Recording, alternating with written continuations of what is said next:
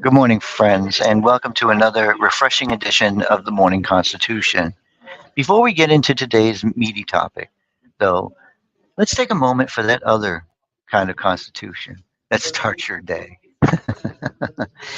I'm Joel Hoxley, and whether you're a sunrise stepper or a coffee clutching commuter, I'm glad you're here. Now, buckle up, Patriots, because today we're diving into a political swamp that's got me riled up like a rooster at daybreak. Several states are trying to block President Trump from the upcoming primary ballots, citing some convoluted interpretation of the 14th Amendment. Folks, let me tell you, this isn't just about Trump. This is about the very foundation of our democracy, the bedrock of fair elections, and the right of every American to have their voice heard. We're going to cut through the legal smoke and mirrors, expose the hypocrisy, and ask the question that should already be on everyone's mind. Is this just another political power play, or is something more sinister at work? We'll also examine the 14th Amendment, separate fact from fiction, and see if these so called disqualifications hold water. I'm not saying President Trump's perfect. We all have our quirks, don't we? But he was our duly elected leader, and the people deserve respect. This election should be decided by the voters, not by backroom deals and legal loopholes. So grab your coffee and critical thinking cap and prepare for a healthy dose of constitutional straight talk. This is Morning Constitution, a Jay in Washington Network production. We're your political innovators, fearless in asking the tough questions. Now, let's take a closer look at the law at the heart of this debate. 18 USC 2383, which deals with rebellion or insurrection. This statute states whoever incites, sets on foot, assists, or engages in any rebellion or insurrection against the authority of the United States of the law thereof, or gives or comfort thereto, shall be fined under this title or imprisoned not more than 10 years, or both, and shall be incapable of holding any office under the United States.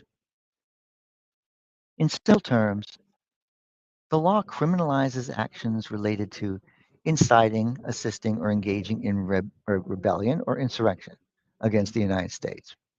The penalties, as stated, are a fine or up to 10 years in prison or both. Additionally, individuals convicted under this statute may be disqualified from holding any office in the United States. Understanding the new law is essential. Again, let me go and state individuals convicted under this statute may disqualify from holding any office in the United States. So, as we navigate the legal intricacies surrounding the 14th Amendment and its application, the legal landscape is dynamic, and our awareness of these changes ensures that we that we engage in an informed dialogue about the foundations of our democracy. So let's get into the topic. So today, we confront a topic that sparks heated debate and stirs the very essence of our democracy. Whether former President Donald Trump should appear on the 2024 primary and general election ballots. The argument against Trump's inclusion are weighty. The House Select Committee's finding on January 6th are deeply troubling, alleging that Trump engaged in efforts to overturn the 2020 election and potentially incited an insurrection. Yet, it's crucial to note that the former president has not been convicted as of now, and the principles of due process must be maintained. On the other side, critics argue that Trump's past actions, including pressuring state officials and pardoning allies, raises concerns about his disregard for the rule of law. However, it's vital to recognize that addressing these concerns should occur through established legal channels avoiding the perception of political obstruction and partisan maneuvering. Critics also contend that Trump's rhetoric and action demonstrate unfitness for public service. While these concerns are raised, we must uphold the democratic principles that the electoral process empowers citizens to weigh these factors and make informed choices about their representatives. Additionally, the issues of public trust and national security, significant as they may be, are matters for the voters to consider. The democratic process grants the electorate the right to assess these concerns and determine the future of our nation. Finally, there's the question of Trump's past performance, marked by so called controversies and policy failures. Elections, however, are about the future. Armed with the knowledge of the past, the voters are best suited to determine the direction they want the country to take. Americans find themselves at a critical juncture where democratic values clash with concerns about a former president's actions. As we navigate these waters, let us uphold the principles that define our democracy. The ballot box remains the proper arena for decisions, preserving citizens' rights to choose their leaders.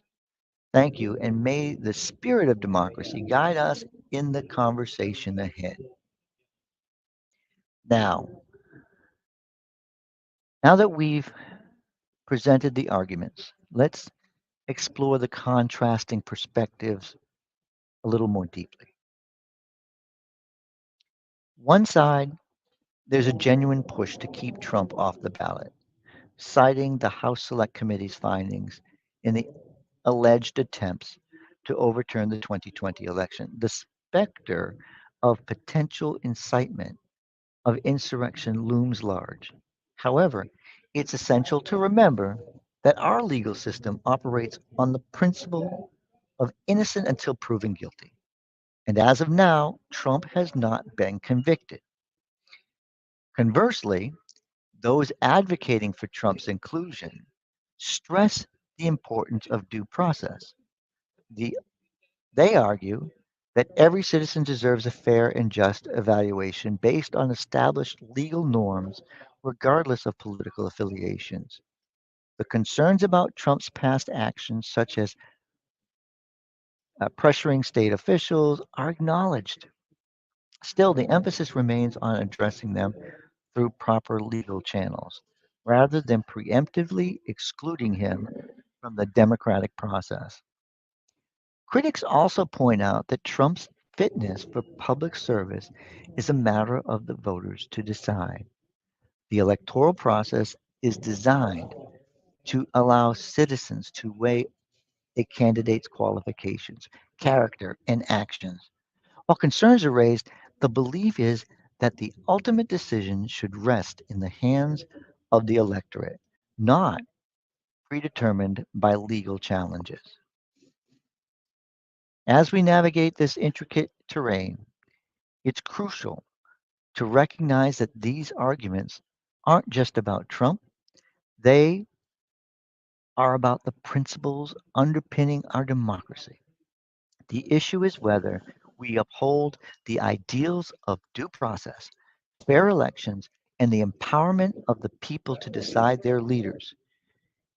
In the coming weeks and months, we'll witness the legal battles unfold, and the Supreme Court's decision on the Colorado case will undoubtedly shape the narrative. The clash between these perspectives reflects the ongoing struggle to balance accountability with democratic principles. My fellow Americans, as we reflect on these arguments, let us remember that the strength of our democracy lies in our ability to navigate complexities while staying true to the values that have defined us for centuries. The journey ahead may be challenging, but the guiding principles will ultimately determine our path as a nation. Before we wrap up, I want to hear from you. What are your thoughts on today's topic? Do you agree or disagree with the arguments presented? Your perspective matters, and we here on the Jay in Washington Network encourage you to participate in the conversation. Comment below. Hit the like button if you found this discussion insightful. Share it with your fellow citizens and make sure to subscribe for more engaging conversations on Morning Constitution. Until next time, stay informed and engaged, and may the spirit of democracy continue to guide us all. Thank you, and have a wonderful, wonderful day.